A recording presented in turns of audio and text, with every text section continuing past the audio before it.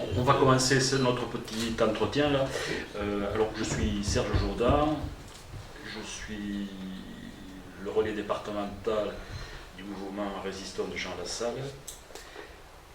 Et aujourd'hui on a souhaité vous exprimer notre positionnement de résistant par rapport aux Landes et à l'ensemble du projet de Jean Lassalle.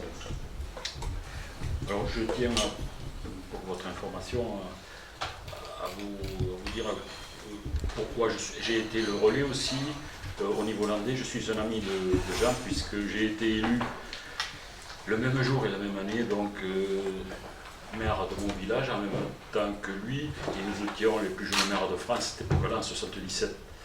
Voilà. Donc, moi j'ai un parcours de maire de 43 ans puisque j'ai arrêté au mois de juin dernier. J'ai un parcours aussi de président de communauté. J'ai été 2 fois président de la communauté des communes du Gabardin, 15 communes, et puis après élargi à Hollande-Armagnac à 27 communes. Et j'ai été présent sur tout mon parcours dans diverses instances comme le SDIS, comme les syndicats, des écoles, des ordures ménagères, de l'eau, de l'électrification. Je connais très bien le réseau d'en bas. Et donc c'est le réseau d'en bas.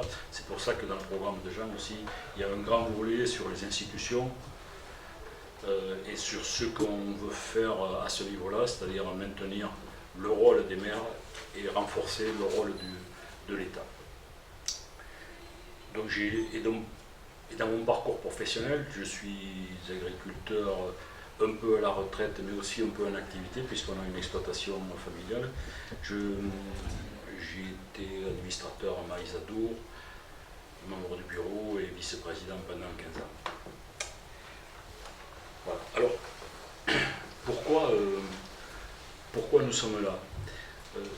On a regardé effectivement le résultat de Jean Lassalle, qui a fait 3%, c'était plus qu'au premier tour, mais avec une influence quand même sur la campagne électorale qui dépassait les 3%.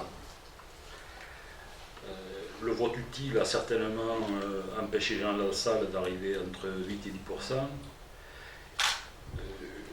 Je ne vais pas revenir sur ces résultats forcément très longtemps, mais après on a analysé nous aussi localement l'impact de Jean, de sa candidature.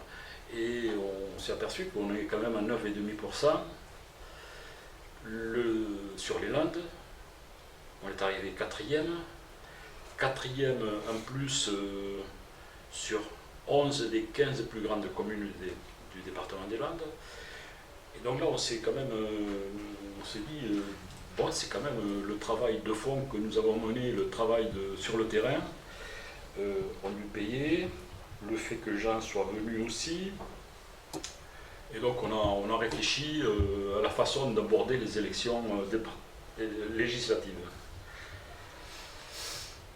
Donc on a réfléchi et puis on a convenu de positionner des tandems, des binômes, pas des bonhommes, des binômes. Et donc il y a comme bonhomme par Circo et une dame qui l'accompagne. Et sur notre département, vous avez les 3 candidats ou candidates titulaires. Pour la première, c'est Sébastien. Bonjour. Qui se présentera et qui présentera son projet. Sur la seconde, c'est Sophie. Et sur la troisième, c'est Christelle, qui avait été déjà candidate en 2017. Voilà. Donc, nous avons par ambition de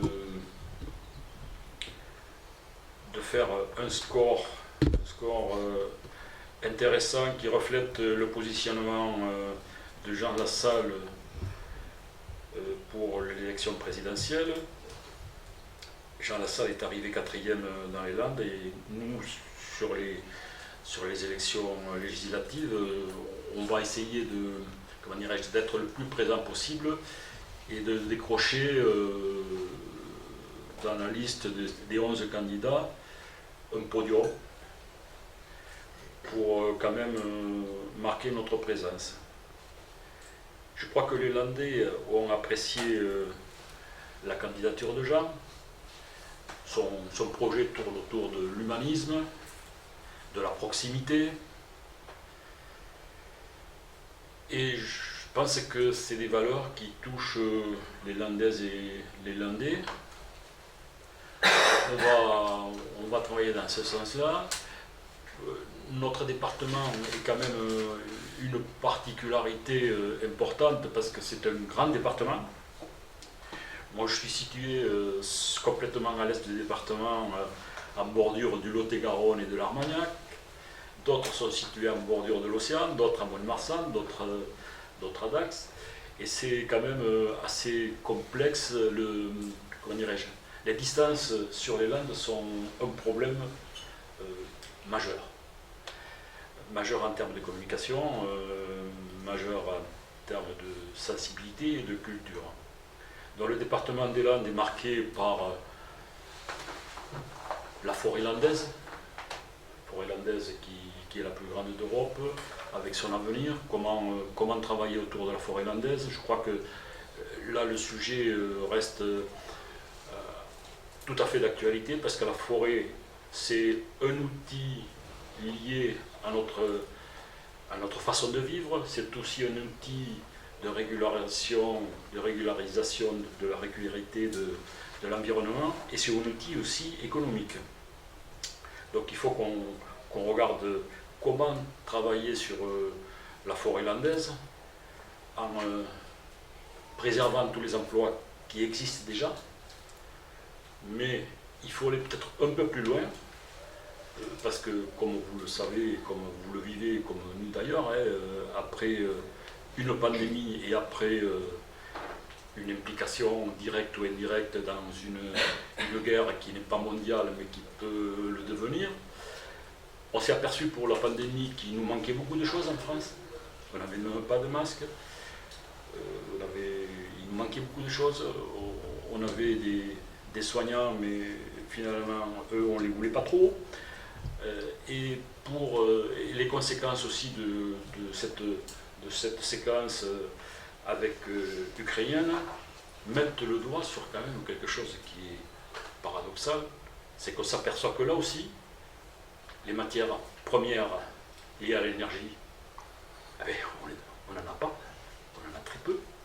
Et les matières premières liées à l'alimentaire, je crois qu'on est peut-être le seul pays d'Europe à équilibrer nos besoins.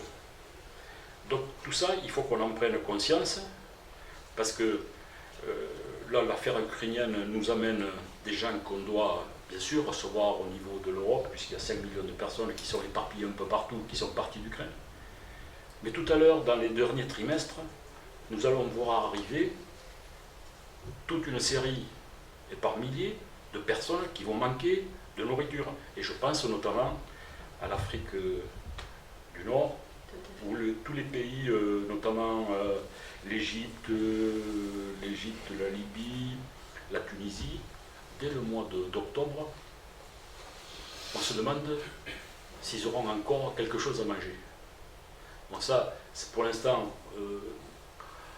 c'est pas mis sur le devant de la scène parce que ça peut faire peur, mais il faut être conscient qu'on peut avoir ces problèmes-là. Alors à côté de ça, pour en revenir au côté de la consommation directe des Landais, je pense qu'on a une chance aussi, c'est que notre département, en plus de la forêt, il y a une partie agricole qui est forte, avec des productions de qualité, le poulet, le canard, toutes les céréales qui sont produites, des produits plus spécifiques comme l'armagnac, comme les asperges. Voilà. Donc je crois qu'on a quand même des éléments qu'il faut conserver. Et là, ça fera partie de la mission des élus, que ce soit nous, en tant que résistants, si nous sommes élus, mais aussi des élus landais qui seront en place. Il faudra qu'ils préservent ces productions, et en espérant que ce soit toujours des productions de qualité, parce que le risque qui peut advenir, c'est qu'on fasse n'importe quoi pour pouvoir nourrir les Européens ou les Français ou les gens d'Afrique du Nord. Donc on a ce positionnement du département des Landes. À côté de ça, nous avons des entreprises importantes qu'il faut maintenir. Nous avons aussi la côte landaise avec la déclinaison du tourisme qui est un point important aussi sur le département des Landes. Tout ça, il faut l'équilibrer. Et nous autres qui connaissons le terrain, on est en position pour faire des propositions et pour parler de ce que nous voulons. Voilà ce que je voulais dire pour planter le décor. Alors, je pense que si vous avez des questions, on pourra y répondre, mais ce qui est important pour nous, c'est de faire la démonstration aussi qu'on est des acteurs de terrain, qu'on est à l'écoute du terrain, mais aussi qu'on a des moyens de communication, puisqu'on est on a une équipe qui est solidaire, c'est-à-dire que les trois candidats, au lieu de travailler isolément sur leur circo, ils mutualisent leurs moyens, leurs connaissances et leurs objectifs, et après ils s'adaptent sur leur circo. Et ça, c'est comme ça. Et donc, si vous voulez, on est au niveau de résistants. Moi, très clairement, j'ai la mission, comme je suis très proche des gens, j'ai la mission d'être un peu, pour les Landes, un département un peu pilote dans l'organisation et dans la présence aussi bien sur les réseaux sociaux que sur le terrain. Alors c'est vachement compliqué tout ça, mais voilà, on se veut être sur cette dynamique-là. Et donc maintenant je vais vous présenter, on va peut-être les prendre par...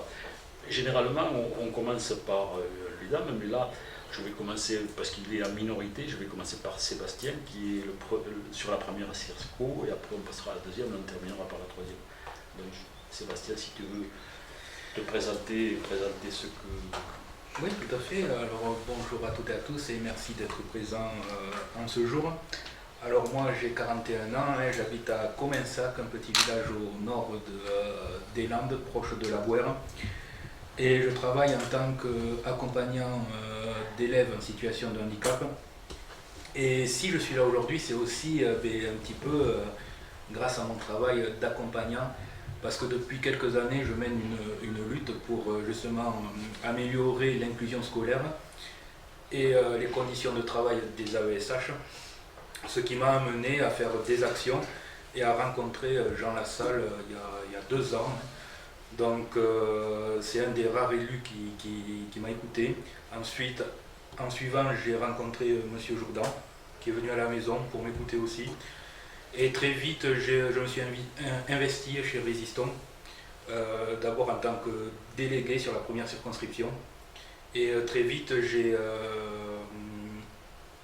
on m'a demandé d'animer le groupe de travail sur le handicap et l'inclusion pour le projet présidentiel de Jean Lassalle, donc qui a été un très gros travail, parce que c'est vrai que le handicap et l'inclusion est un sujet qu'on oublie beaucoup en France. Donc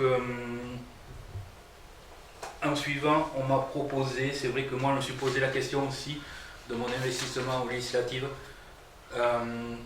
Quand on se présente, voilà, c'est pas pour le prestige, c'est quelque chose de très sérieux. On représente les Landaises et les Landais. Et malheureusement, on est à ce jour avec des élus qui sont là plutôt pour le poste et qui ne sont pas là pour les Landaises et les Landais. Et ça, il faut que ça change. Si on veut vraiment changer cette politique en France, il faut que ce soit des personnes comme nous qui nous investissons sur le terrain et d'amener notre expertise.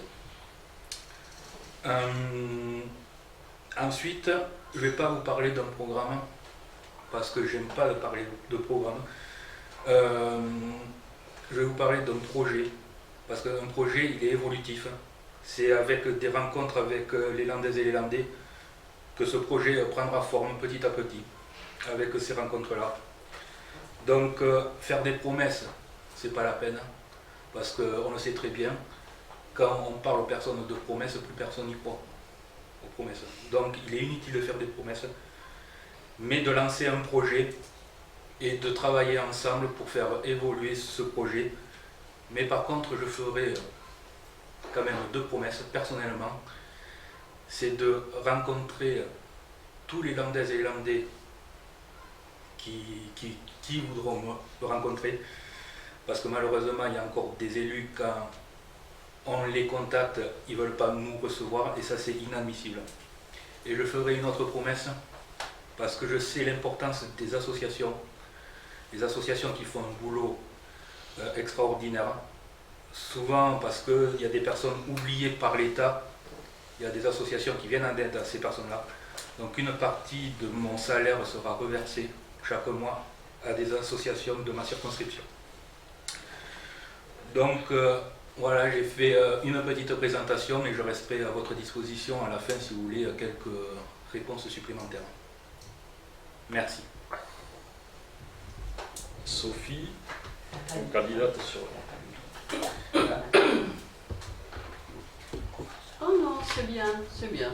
Laisse, on va nous entendre. Après, on présentera les suppléants. Sophie, qui est candidate sur la seconde. Oui, Sophie de Brosse, si vous voulez, je me présente très brièvement. Je suis présidente de la finance humaniste parce que je considère que la finance est au service de l'humanisme et que les gens ne doivent pas être esclaves et pris en otage par la finance. Donc, tout ce qui est finance n'est jamais qu'un moyen et c'est pas une fin, c'est jamais un mot d'or. Et je suis conseiller en gestion de patrimoine, vraiment dans cet esprit très attaché à l'écoute des gens et de leurs attentes. Également, comme vraiment je suis tombée amoureuse des Landes dès lors que j'ai traversé cette magnifique forêt, qui est une forêt plantée exprès. C'était le premier acte écologique pour assécher les marais il y a fort longtemps, il y a à peu près 200 ans. Et aujourd'hui, c'est une des richesses des Landes, et donc je participe à l'activité touristique et le développement de cette activité touristique dans les Landes, administrateur de l'Office du tourisme intercommunal de Souston, La Veine, Saint-Vincent-de-Tyrosse, voilà, et tous les villages alentour et ravi d'y participer. Voilà. Je voudrais commencer par les valeurs, parce que pour moi c'est ce qui est le plus important, et je vais le faire en un anagramme. À vous de trouver, mais ça ne sera pas très compliqué. Voilà, le A. On va commencer par le A. Le A, c'est avancer, c'est innover. C'est trouver toutes solutions qui sont possibles pour résoudre les problèmes du pays et utiliser les richesses du pays, comme le disait Serge tout à l'heure, pour pouvoir développer. Voilà. Quand on est dans la croissance, on ne peut qu'améliorer les choses. M comme management. Vous voyez, on est tous les trois à se présenter. On est très organisés, à la fois sur le terrain pour être au service des gens, et à la fois sur le plan internet, sur le plan web communication. On est intergénérationnel. Mon suppléant a 24 ans. J'aime beaucoup, il est déjà ancien pompier, pour dire. Donc voilà, ça me ravit. Voilà. Deuxième chose, c'est O. O comme ouverture.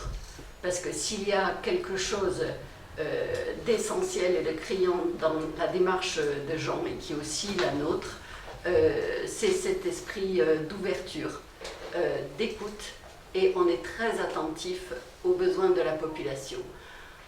Ensuite, c'est U. U comme unité. Unité pour ces citoyens ou qui sont en souffrance, qui sont en demande, et les autres qui essayent d'aider. Et donc, on est là vraiment pour être ensemble. Mais c'est aussi tout ce qui est ce réseau citoyen. C'est-à-dire que les élus, ils sont là vraiment à l'écoute et ils ont besoin d'être soutenus par la population et d'être écoutés par les médias. Et on est vraiment heureux que vous soyez nombreux. Et les médias, j'entends par les médias nationaux qui, du coup, dans la période d'équité, n'ont pas respecté ces élus. C'est-à-dire que dans la période d'équité, Jean avait tous les parrainages, il était dans les premiers à les avoir. Il avait plus de parrainages que beaucoup d'autres, et certains, sans les citer, ne les avaient pas, et ils ont eu recours à une espèce de pool de parrainage pour exister. Et Jean n'avait pas besoin de ça. Et pourquoi il n'avait pas besoin de ça? Parce qu'il fait partie des élus les plus aimés, et à juste titre. Et c'est pour ça qu'il y a eu un vote utile pour Jean. Et je le dis bien, il a fait partie de ce vote utile. Il a entre doublé et triplé son résultat de 2017, et c'est amplement mérité, sans la moindre publicité des médias nationaux. Et le R, c'est ce qui va former un tout, c'est-à-dire c'est R comme résistons. Résistons, première personne du pluriel. On est tous ensemble. Et on est tous ensemble, comme je l'avais dit, dans l'unité, parce que si il faut que les députés que vous allez élire soient d'accord avec ce qui est proposé, parce qu'il y a des belles choses qui sont proposées. Je pense à l'alternance pour les jeunes, c'est une magnifique idée. Et donc, si c'est pour, on est pour. Et si c'est contre, parce que ça n'a aucun sens ou que ça ne va pas dans l'intérêt de la population, on sera contre. Et on n'est pas inféodé à une directive de parti. Comme tu l'as dit tout à l'heure, c'est un mouvement, ça n'est pas un parti, et c'est fait exprès pour que chacun puisse véritablement s'exprimer. Je n'ai pas besoin de vous le dire, l'anagramme c'est amour, et c'est vraiment ce qui pousse Jean, et sans s'être consulté au départ, on a tous mis ça dans notre programme d'une façon ou d'une autre, c'est d'aimer la nation, aimer le pays et être à son service. Pour le reste du programme, on se verra plus tard. Je passe la parole à Christelle. Oh, bonjour. Mais moi, je passe après vous deux, donc en fait c'est génial de passer en trois, j'ai plus rien à dire. Non, alors sérieusement, j'ai 50 ans. Je suis auteure d'ouvrages psychopratiques et porteuse de projets dans l'enseignement et l'éducation. C'est pas pour encore, mais c'est à venir. J'ai été candidate en 2017 après avoir rencontré Jean pour les présidentielles et m'être dit « Ah, ce bonhomme-là, sur le coup, il me surprend ». Et ensuite, ça a été une belle découverte. Je me suis dit « C'est ça, et c'est mes valeurs, il représente complètement mes valeurs ». Donc c'était pas comme justement cette année où il a fallu faire ça au dernier moment, on n'avait pas d'équipe, on n'avait rien. Mais je l'ai fait et j'étais heureuse de le faire parce que ça correspondait complètement à mes valeurs humaines. Voilà. Tu as dit quelque chose et c'est pour ça que tu m'as volé tous mes mots. je suis désolée. On est tellement unis et on pense la même chose. Jean a dit, il n'y a pas très longtemps, Serge était intervenu avec moi, il a dit pour moi, il y a deux principales qualités pour un député, c'est aimer et servir. Alors, vous voyez ce que tu as dit en anagramme, j'ai le tour du cou. Moi, ce qui me guide, c'est l'amour. L'amour de mon prochain, l'amour de ce que je vis, l'amour des personnes de mon environnement, qui soient personnels, que ce soit des personnes de l'environnement dans lequel j'évolue, dans mon travail, dans ma circonscription, dans les langues en général, dans mon pays. C'est l'humain avant tout. Tu as dit quelque chose tout à l'heure de très juste, plus qu'un programme, c'est des projets que nous amenons, en tout cas que j'amène. C'est être à l'écoute et proche justement des citoyens, des personnes, de leurs problématiques, trouver des solutions ensemble. Je refuse, si Résistons était un parti politique encarté, j'aurais refusé même s'il y avait une ou deux valeurs qui auraient pu peut-être me correspondre, j'aurais refusé de rentrer dans ce jeu-là.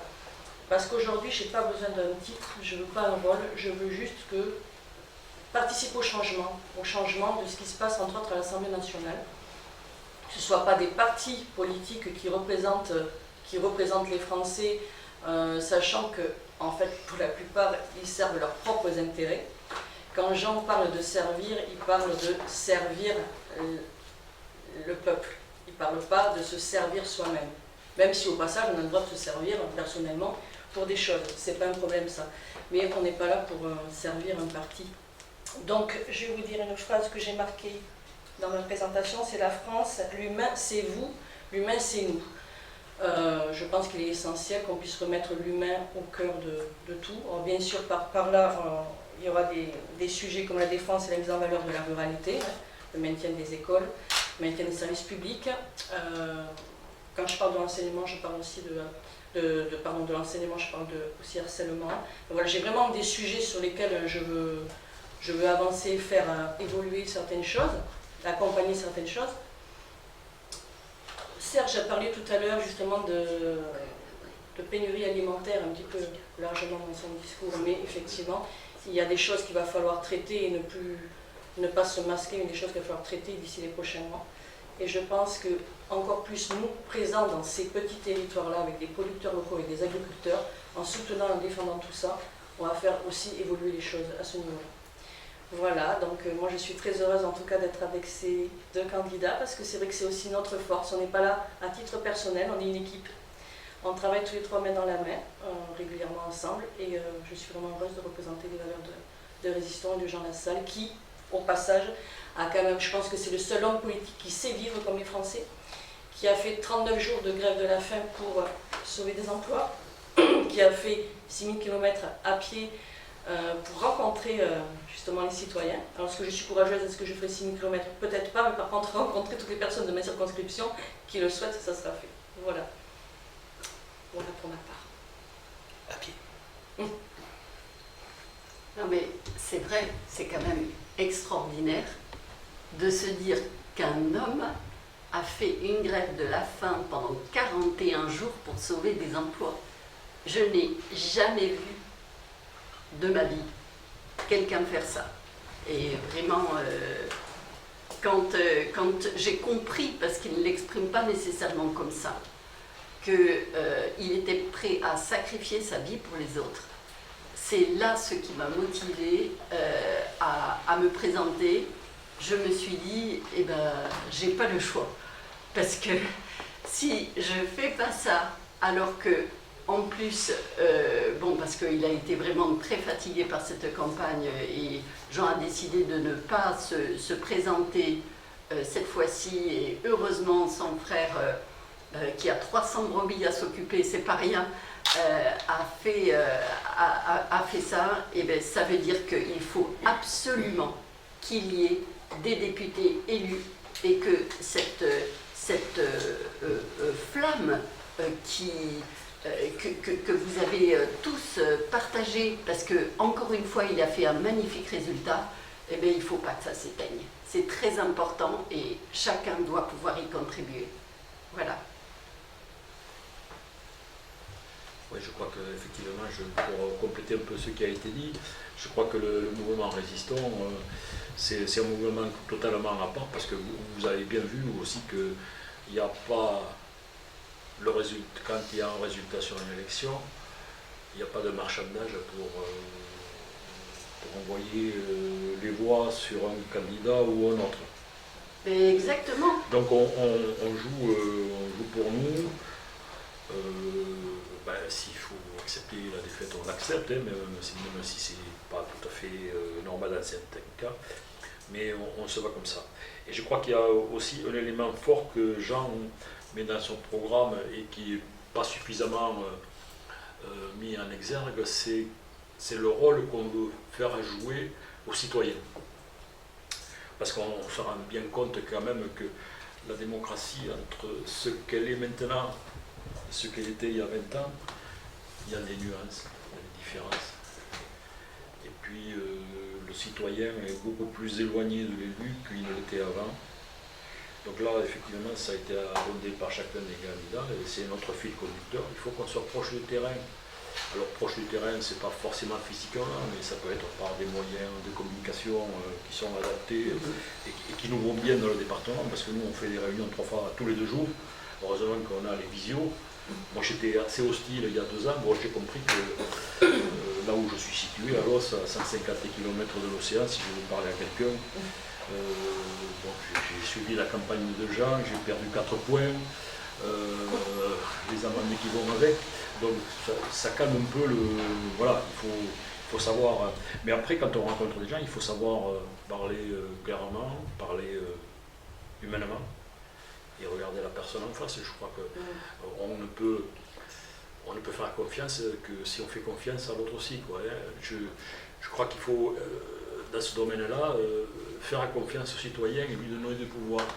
Parce que bon, c'est pas normal, quand on voit l'élection présidentielle, qui est l'élection majeure de la France, il y a eu 70% de votants.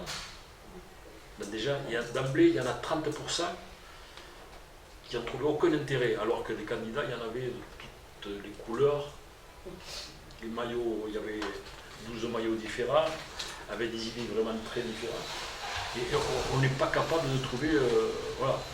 Et donc, ce que je crains là, pour ces élections législatives, c'est qu'il y a encore une baisse de participation, alors que c'est le moment, justement, il faudrait qu'on fasse monter le désir des citoyens de s'impliquer un peu plus, parce que c'est indispensable. Et ce qui fait qu'on s'aperçoit que, notamment nous en France, je ne sais pas si vous l'avez remarqué, mais on a 6 étages de prise de décision.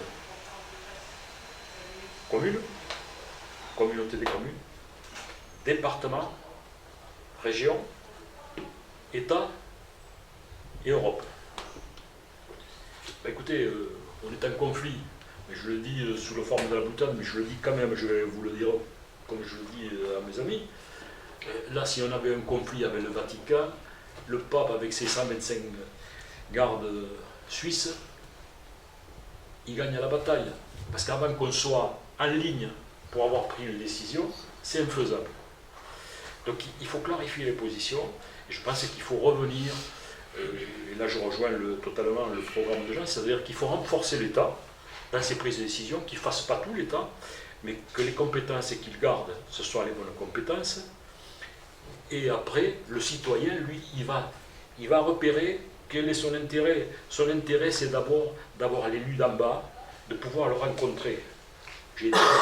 J'ai été maire à 43 ans, président de communauté des communes, mais les citoyens, la phrase qui m'a le plus interpellé dans mon parcours de 43 ans, c'est justement « Serge, je veux te voir ». Voilà, ça veut tout dire. Ça pouvait être dans une rue, ça pouvait être au coin d'un bar. Donc le citoyen a besoin de se confier. Et le maire a ce rôle-là. Je l'ai appris au fur et à mesure de... C'est un confident par rapport à un citoyen, quelle que soit la couleur politique de ses opinions. Ça n'a rien à voir. Et je crois qu'il faut qu'on revienne sur des valeurs comme ça. Et il faut donner la place majeure aux citoyens pour renforcer le rôle du maire et que l'État soit clair. Parce que là, on fait des choses là, notamment par rapport au problème que nous avons avec ce début de guerre. On ne sait pas si c'est l'Europe qui décide ou si ce sont les États. Parce que, comme dans la pandémie d'ailleurs, vous avez peut-être remarqué que les vaccins, c'est l'Europe qui les a commandés. On ne sait pas trop, vous avez peut-être vu aussi que le prix, les conditions, c'était Motus. C'était Motus, il ne fallait pas en parler, alors que la compétence elle est de niveau national. Et là, les présidents, quel que soit le président là, de tous les États, ils en font trop, quoi. Il faut revenir un petit peu écouter les citoyens. Et donc on est dans cette position où les citoyens font de moins en moins confiance aux élus. Et il faut faire marche arrière. Il faut qu'on réinvestisse le terrain sous toutes ses formes pour que le citoyen revienne voter. Parce que sinon, si pour les législatives, il n'y a que 60% de gens qui vont voter, celui qui fait 50% au second tour, ben, en réalité, il n'aura fait que 30%, et 70% n'auront pas voté pour lui. Donc il y a une certaine façon de... Il faut que l'élu il soit vraiment le repère important de notre démocratie, sinon on se perdra la démocratie, déjà qu'on sent qu'elle se délite, parce que vous pouvez dire quelque chose, vous aussi, vous pouvez le dire à travers ce que vous écrivez. Si un mot on ne peut pas l'écouter, on vous dit allez voir. Donc je crois que ça, il faut que ça s'arrête. Et alors c'est pas forcément en gueulant ou en tabassant, c'est en étant présent, en étant élu, et en étant convaincu que les voix qu'on reçoit, il faut qu'on les prolonge. Et qu'on les respecte. Et qu'on les respecte et qu'on les prolonge là où on a des positions et des défenses à prendre. Voilà, alors c'est un combat effectivement qui n'est pas facile, hein, parce que bon, on a plutôt tendance à notre époque de ne pas faire confiance aux élus plutôt que de leur faire confiance. Mais notre mouvement, et c'est pour ça que c'est un mouvement, est à l'écoute du terrain, il le sera toujours, quoi qu'il arrive. Et donc on va se battre pour aller dans ce sens-là, quelle que soit notre implication dans la vie au quotidien, dans la vie professionnelle, ou quelles que soient nos susceptibilités politiques, religieuses et autres. Voilà. Je crois qu'il faut qu'on fasse la différence. Et moi, à titre personnel, bon, je m'implique auprès des gens. Alors je sais que c'est pas facile, parce que bon... Les solliciter, hein. Les solliciter, mais bon, on va essayer quand même de le faire venir pour soutenir nos Il candidats. m'a confirmé, moi je l'ai vu il y a 2 jours, Jean, il m'a dit qu'il viendrait, donc on attend la date, mais il m'a dit qu'il venait nous voir. Et pour rajouter sur ce que tu viens de dire en parlant d'écoute, c'est exactement le mot qu'il m'a dit avant de partir, parce que Jean c'est quelqu'un de chaleureux, donc il m'a serré très fort dans les bras, il m'a dit tu sais, nos principales qualités à nous, c'est l'écoute. Voilà, écouter justement ce que tu disais, les élus locaux, comme il disait, les maires, parce que justement c'est toi qui connais le problème ou ce que les gens ont à dire sur ta commune. Écouter les élus locaux, puis après écouter effectivement les personnes qui sont venues rencontrer. Voilà, donc c'était juste pour confirmer ce que tu venais de dire. Alors, j'ai une petite anecdote qui va vous faire sourire, qui va bien vous faire rire.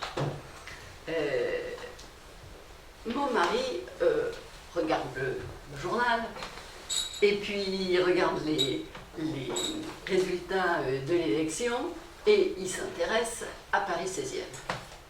Je vous le donne en 1000. Non mais je vous le donne en 1000. Madame Hidalgo fait 0,77. Bon, vous allez vérifier tout ça, homme charmant d'ailleurs. Et Jean Lassalle est passé largement au-dessus. Et quand on parle de vote utile, de quelqu'un qui est capable d'écouter la population, franchement, je lui avais dit, moi j'ai fait sa connaissance uniquement le 24 février, le jour où l'Ukraine s'est fait envahir. Et je lui ai dit, mais vraiment, on aurait besoin d'un berger à Paris, quelqu'un qui remette un peu les pendules à l'heure, ça nous ferait beaucoup de bien. Alors tu parlais de confiance, juste à l'instant, confiance dans la démocratie. Eh bien, les trois candidats que nous sommes, on porte le programme de Jean, bien entendu, et par rapport à l'abstention, il faut que chacun comprenne, chaque citoyen, que le peuple a le pouvoir et que pour se saisir de ce pouvoir, il ne s'agit pas de rester dans son fauteuil, hein. Il s'agira véritablement d'aller voter, de dire bonjour à son voisin s'il ne peut pas se déplacer, de prendre des procurations, de nous donner un coup de main parce que vraiment c'est bien, on a besoin d'aide, mais derrière il y a vraiment 3 solutions super efficaces qui sont proposées dans le projet. C'est le référendum d'initiative citoyenne, c'est-à-dire le citoyen, s'il veut avoir la parole, il peut le faire, et c'est pas donc on va décider les choses ou dans un parti qui décide quoi que ce soit unilatéralement. Le deuxième, c'est la reconnaissance du vote blanc, c'est-à-dire que si finalement, majoritairement, les gros partis, on vote pour eux que parce qu'on veut voter contre ceux qui restent, c'est pas normal. Et à ce moment-là, le vote blanc doit être reconnu jusqu'à ce que ce pourquoi on vote pour puisse passer. Ça, c'est vraiment une grande force de résistance, de ce que présente Christelle, de ce que présente Sébastien et moi-même.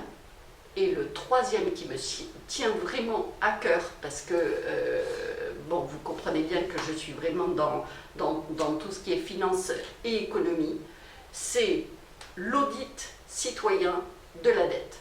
C'est-à-dire que le citoyen, si c'est quelqu'un de motivé, qui connaît un peu les chiffres et qui s'intéresse à l'argent public, qui a envie de comprendre comment ça marche, il serait en mesure de le faire. Et à ce moment-là, on serait bien surpris de la capacité de chacun, et j'en suis certaine, à pouvoir exercer un contrôle efficace là-dessus, à faire confiance aussi aux fonctionnaires, à l'administration, qui vraiment réfléchit à ce qu'il faut faire. Mais derrière, est-ce qu'on a vraiment besoin de cabinets, de conseils qu'on va payer, surpayer? J'ai été frappée par le travail d'Eliane Assassi, et ça a été un travail transpartisan, donc il n'y a pas de sujet, où en page 31 de son rapport, il est indiqué que le ministère de l'économie et des finances lui-même n'est pas au courant de la nature des travaux qui lui ont été remis. Je suis à votre disposition pour donner tous les détails, mais il est absolument impératif que des candidats de résistance soient présents à l'Assemblée et plus tard au Sénat pour défendre la position des citoyens et faire en sorte que les finances publiques soient en ordre, parce que quand on parle de pouvoir d'achat, il y a les dépenses contraintes qui sont notamment les impôts, notamment les taxes, et que si les citoyens ne saisissent pas leur chance qui est la leur de pouvoir contrôler tout ça, ils se continueront d'être submergés d'impôts, que ce soit la classe moyenne sur qui finalement tout se reporte, et puis ceux qui ont besoin des aides, eh bien, ça finira par plus du tout aller.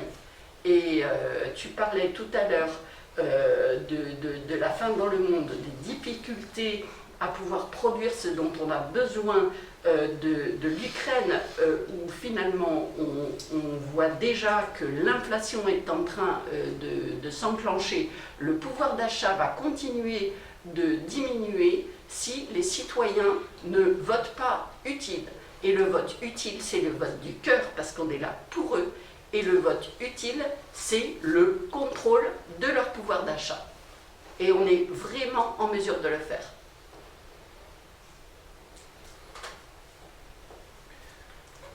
Je ne sais pas s'il y a quelque chose d'autre.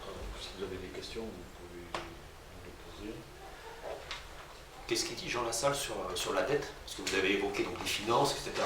L'état de l'endettement de la France, quoi qu'il en coûte sanitaire, puis après le quoi qu'il en coûte de la guerre, est-ce que ça ne va pas... Alors, Madame Darius sait que pour elle, la dette, c'est pas un problème, l'inflation, c'est pas un problème, vu qu'il y a de l'emploi, vu qu'il y a de la croissance, et vu que voilà, tout va bien. Non, mais je pense que là, par rapport à la dette, il faudrait faire un état des lieux sincère et validé par des instances peut-être autres que des gens qui sont en place depuis quelques années. Et je pense que, ça, je compléterai après sur la dette, mais je crois aussi qu'il faut qu'on ait des gouvernants qui sachent dire que quand parmi les leurs ou les siens, il y a quelqu'un qui a dérapé, bon, il faut qu'il soit exclu. Moi, si je perds 7 ou 8 points ou 10 points sur la route, on va me sortir le permis de conduire. des ministres qui font des conneries, ils sont tous en place, quoi. Il y en a 10 ou 12 qui sont encore en place. Et là, il y a un problème majeur. Et le citoyen, il le voit ça, il le sent. Donc il ne peut pas faire confiance à un système comme ça, qui ne s'arrange pas et qui continue de rouler dans le même sens. Et concernant la dette, oui, effectivement, la dette, moi je lis ça avec le pouvoir d'achat parce qu'effectivement, tous les mois qui vont arriver vont être difficiles à gérer. Difficiles à gérer pour les citoyens, pour les travailleurs, ceux qui ne travaillent pas, parce qu'on sent très bien que tout ce qui constitue les dépenses au quotidien a tendance à quand même augmenter, que ce soit en termes de consommation de l'alimentaire, que ce soit l'énergie ou d'autres choses, alors que les salaires ne vont pas forcément exploser pour suivre cette démarche-là, quoi. Donc là, il faut qu'on ait, par rapport à la dette, je reviens sur la dette, moi je ne connais pas les chiffres de la dette, parce que comme elle a explosé avec le Covid, quels sont les vrais chiffres? On est à plus de 2000 milliards maintenant. Oui, mais bon, le problème, c'est que les taux remontent. Et donc derrière, le deuxième budget de l'État, c'est le remboursement de la dette. Et donc, 2000 milliards. Ouais. Moi, j'ai une retraite agricole, j'ai 1100. On est exactement à 2500 milliards en ce moment. Hein. Oui, il y a 600 milliards. Donc, il y a 1118 euros de retraite agricole. 2000 milliards. Ça veut rien dire. Je ne mesure pas. Je mesure pas si c'est ça. Fois le PIB. C'est deux fois vos revenus, quoi. Voilà, d'accord. Je veux dire que. Et là, il y a quand même des analyses. Enfin, il faut qu'il y ait un système d'interprétation ou de facilitation pour que le citoyen comprenne de quoi on parle aussi. Alors, parce que oui. dans la dette, une fois elle est là, l'autre fois, parce que la dette de l'Europe, c'est quand même la nôtre. On est contributeur à hauteur de 22 ou 24%. Celle-là, il faut l'ajouter aux Français. Et voilà. Donc, je veux dire que tout ça, c'est vachement compliqué. Et là, quand ils vous le présentent, bon, il n'y a pas d'autre solution que d'avancer, de continuer comme ça. Oui, mais toutes les collectivités, puisque vous avez géré les collectivités, un village, un conseil départemental, il est obligé d'équilibrer ses comptes. L'État, c'est le seul qui n'est pas obligé d'équilibrer ses comptes. Exactement. Et maintenant, le remboursement de la dette, c'est le deuxième budget de l'État. Et c'est complexifié, l'État, parce qu'en plus, il finance une partie de l'Europe, quoi. Donc, une fois c'est comme ça, une fois c'est comme ça, pour peu qu'on balance des choses à l'Europe alors qu'elles devraient rester au niveau des compétences françaises, voilà, je veux dire que c'est vachement compliqué. Mais effectivement, moi je vous rejoins, moi j'ai eu droit sur mon parcours à 3 contrôles de la Chambre régionale des comptes pour vraiment des broutilles, quoi. Et quand vous êtes saisi par la Chambre régionale des comptes, il faut que vous êtes appelé par le préfet, il y a le sous-préfet avec, le directeur des finances publiques, et là il vous passe tout au crible pour la moindre petite dépense que vous avez exagérée, quoi. Votre compte de campagne, ils vont aussi le regarder, c'est pas équilibré. Oui. C'est les différents zéros à la fin. Voilà, mais bon, nos comptes de campagne, je ne sais pas combien il y en aura à la fin de zéro, mais je ne sais pas. Mais... Bon, on va faire à l'économie parce qu'on fait comme on peut, mais une fois encore, on est solidaire sur le sujet. Alors, pour vous répondre à votre question, sur la dette, je n'ai pas encore investigué toutes les personnes qui sont spécialistes de ce sujet, mais à chaque fois quand j'interroge les personnes, ce sont vraiment des experts de ce sujet. Ce ne sont pas des hommes politiques qui vont en parler sans connaître, c'est vraiment des gens qui l'ont étudié. Donc, par exemple, le vice-président de la Commission des finances du Sénat a rédigé un livre tout à fait intéressant qui s'appelle « La révolution fiscale ». Donc, déjà, c'est de mettre à plat la fiscalité, de faire en sorte qu'il n'y ait pas des taxes sur les taxes. On parle des carburants, typiquement. Taxes sur les carburants, vous avez déjà la TIPP. Vous rajoutez de la taxe sur la taxe avec la TVA. C'est véritablement invraisemblable. Après, vous avez la même chose avec la CSG qui est partout.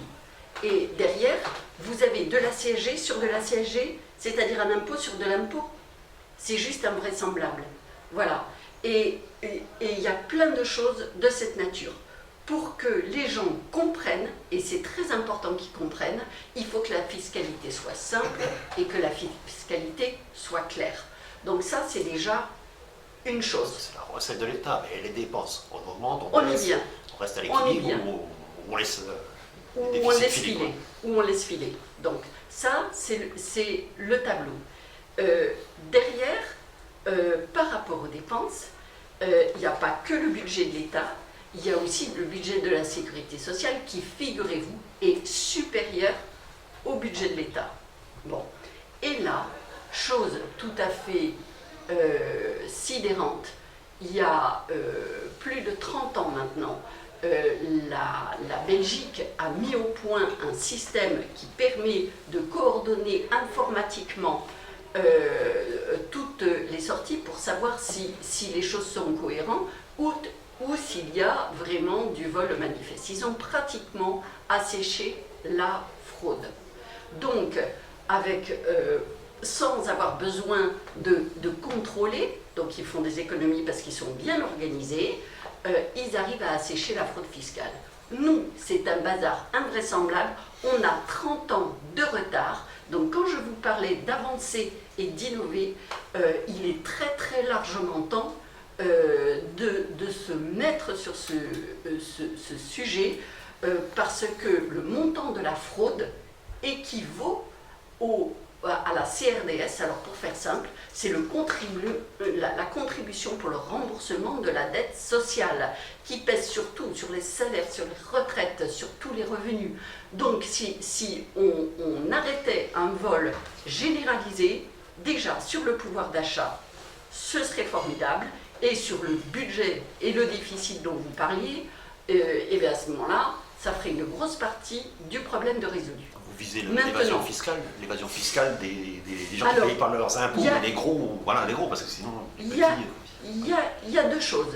Il y a le vol organisé qui, effectivement, se fait par des gens qui ont bien les moyens de le faire. C'est pas les petits, mais quand vous voyez des aberrations qui sont organisées du style le versement d'allocations sur les comptes de personnes décédées, vous interrogez. Ça veut dire que le trésor public, ce qui appartient aux gens, n'est pas défendu. Il y a un vrai problème. C'est pour ça qu'il faut revenir aux citoyens et que le citoyen se défende, on lui vole ses sous. Et on vole aussi l'argent à ceux qui en ont besoin. Parce que si on est en déficit, comment on fait pour donner? Comment on fait pour qu'il y ait plus de justice sociale? Ça ne va pas du tout l'histoire. Et en plus, quand on n'est pas bien informatisé, pas bien coordonné dans l'organisation de l'administration, à ce moment-là, il y a des tas de gens qui auraient le droit à des prestations qui ne peuvent pas y avoir droit et qui ne savent même pas qui peuvent en bénéficier. Donc la fraude aux prestations sociales est un problème. Et après, la fraude fiscale, vous avez parfaitement raison, c'est aussi un problème. Et donc là, si vous relisez Sans domicile fisc avec beaucoup d'humour qui a été publié en 2016 ou Milliards en fuite qui a été publié, c'était juste après le confinement, vous serez tout à fait sidéré de ce qui se passe et sidéré du fait qu'il n'y a pas forcément de mesures qui ont été prises. D'où j'insiste sur cette histoire d'audit citoyen de la dette, c'est absolument fondamental. Autre chose dont je n'ai pas parlé, qui est que le citoyen a réellement moyen de se faire entendre. Il y a un État qui a donné exemple, c'est l'Islande, enfin les citoyens islandais qui ont repris le pouvoir et qui ont refusé la dette. Ils ont refusé la dette, les citoyens. Alors quand on décrète tout seul, juste au premier tour, le quoi qu'il en coûte, ça voulait dire très concrètement quoi qu'il vous en coûte. Donc, quoi qu'il vous en coûte à chacun. Et ça, c'est un vrai problème. Un jour, il faudra payer. Un jour, il faudra payer. On fera des billets, on tirera la planche à billets. Par contre, vous avez Alors, la certainement beaucoup planche à plus billets- d'informations que moi. Si vous en trouvez une d'occasion, planche à billets, vous me le dites quand même. On va s'arranger à 2 ou 3 pour l'acheter parce que. Ça tourne bien. Mais c'est un peu facile, quoi. Et la planche à billets, c'est l'appauvrissement des gens. C'est pas une dévaluation, c'est ce qu'on appelle la dépréciation. Et on est encore dans cette histoire de problème de pouvoir d'achat. Donc la planche à billets, l'endettement à tout va, c'est un problème. Et tout à l'heure, vous avez parlé de la croissance. Remettons les chiffres en perspective. C'est parce qu'on a empêché les gens de travailler que ça s'est écroulé. Et le fait de repartir, vous avez une courbe de croissance qui, en réalité, est inférieure à ce qui a été perdu. Donc, Désolée, moi je vais devoir vous couper. Est-ce que j'ai besoin de quelques petits éléments pour compléter Oui, bien sûr, l'article? J'aurais besoin de vos noms et prénoms au complet. Je ne les ai pas eus. vous voulez qu'on vous les envoie puisque vous avez eu la gentillesse de... À ce moment-là, oui, si vous voilà, pouvez comme les ça, on envoyer. fait un topo bien précis. Parfait. Et des suppléantes aussi, également, parce que... Des voilà. suppléants et des suppléantes. On est Voilà, vraiment c'est ça. Si mixte. on pouvait avoir la- Tout Et à le CV fait. de monsieur L'ensemble. Jourdain. Évidemment, Jourdain. évidemment. Voilà, Voilà. c'est ce qui me manque. Ça va être pour moi aussi, je vais devoir partir. J'avais juste une question, c'était pour vous, monsieur Jourdain. J'ai une phrase qui restait un petit peu en suspens quand vous parliez de l'Ukraine et de la crise ukrainienne, des crises de pénurie. Vous faisiez référence à la Tunisie ou à la Libye. Oui. Pour le cette ambiguïté, j'ai pas Parce que notamment, la Libye, elle est sous contrôle du FMI, et quand elle veut acheter du blé pour faire manger ses Tunisiens, ben c'est soit l'Ukraine, soit la Russie qui leur prêtait l'argent pour qu'ils achètent. Bon, ça va se terminer. Et donc, ils sont dans l'incapacité de pouvoir acheter du blé, là, pour le mois. Et donc, c'est très clair, il y a ces pays-là, à l'automne, ils vont avoir faim. Et donc, enfin, qu'est-ce que vous mais, penchez sur leur dessin à eux? mais parce que c'est une réalité qui n'est pas mise en avant, et je ne sais pas s'il y a les pays occidentaux qui vont trouver des solutions, puisqu'il y a des pays qui sont amis, d'autres qui ne sont pas amis, on travaille avec les uns et pas avec les autres. Moi je ne sais pas comment vont gérer leurs citoyens, ces pays-là. C'est bien par rapport à quoi? Par de potentiels flux migratoires Oui, bien sûr. D'accord. Bien sûr. Voilà, pour être Parce clair. qu'il y a, en Ukraine, il y a eu un conflit, il y a 5 millions, je pense, d'Ukrainiens qui sont partis un peu partout dans tous les pays européens. Mais là, ces gens-là qui sont en Algérie, en Égypte, en Libye, en Tunisie, qui auront faim, ils ne vont pas téléphoner pour savoir s'ils peuvent arriver. Ils vont se débrouiller, arriver dans nos pays européens, l'Espagne, l'Italie, la France, voilà. Mais c'est par dizaines de milliers, très rapidement. Voilà, par manque de nourriture. Et ça, je crois, pour l'instant, c'est pas entendable par les gens, par les citoyens. Ils n'imaginent pas qu'on peut, dans certains pays, manquer de quoi manger. Mais c'est ce qui va arriver. L'Ukraine, comme l'Ukraine représente un gros paquet des importations de ces pays-là. Là, ils sont bloqués. Donc, Ils sont bloqués, et le danger c'est pour l'année prochaine, parce que l'Inde aussi, ils vont pas semer à l'automne prochain, donc ça va faire un trou terrible. Je ne sais pas comment le problème va être réglé. Pour le gaz, le pétrole, ils arrivent à gérer, hormis que on s'aperçoit que les États-Unis qui sont en conflit avec la Russie, ils achètent quand même du pétrole tous les jours à la Russie, voilà, c'est comme ça, et ils achètent aussi, ils ont convenu de ne pas mettre de contrat d'opposition pour acheter les engrais, parce que tous les engrais, 80% des engrais de la planète sont fabriqués en Biélorussie ou en Russie. Et donc s'il n'y a pas les engrais, vous avez, au lieu d'avoir, vous aurez une baisse de rendement des récoltes de 40 ou 50%, et donc l'année prochaine, ça sera encore pire. Voilà, il y a plein de problèmes comme ça. On s'aperçoit là qu'avec, d'une part le Covid, suivi 2 ans après du problème ukrainien, qu'on va être quand même, ça va être tendu, quoi. Je ne sais pas comment on va gérer les afflux, parce qu'il va y arriver, il est arrivé 5 millions d'Ukrainiens en Europe, il va arriver autant de personnes venant d'Afrique du Nord. Comment ça va se gérer ça, socialement? Je ne sais pas. En tout cas, ce qui est certain, c'est que Jean est pour la paix. Ça, c'est une grande évidence. On est un peu tous. Oui, mais la paix, ça veut dire aussi l'accueil des personnes. Enfin, je parle sous votre contrôle, hein, mais de ne pas laisser des gens sous les bombes, ça me paraît important. Voilà. Oui, mais, et en même temps, on s'aperçoit que les grands bénéficiaires des bombes, c'est quand même les Américains qui, eux, n'auront pas de problème chez eux. Mais c'est pour ça qu'il ne s'agit pas, d'exagérer dans tout ça. Et voilà, la difficulté dans le moment que nous vivons, où sont les chefs d'État forts? Alors, voilà, Russie, ils en ont un, on a compris, mais de l'autre côté, Biden. Non, mais il est à l'abri, hein. Non, mais je veux dire, quand est-ce qu'il prend une décision, je ne sais pas s'il arrive à marcher tout seul. L'anglais, chez lui, il n'a pas la cote. Macron, bon, il a moyennement la cote, disons. L'allemand, il est tout nouveau, il arrive à... On n'a pas des chefs d'État forts, fédérateurs. C'est pour ça que l'Europe aussi ne marche pas très bien. Parce qu'il n'y a pas... Il n'y a pas de cohésion et il n'y a pas d'adhésion au projet européen. C'est tout. Et effectivement, sur certains sujets, l'Europe est nécessaire. Je suis désolée. Oui, oui, On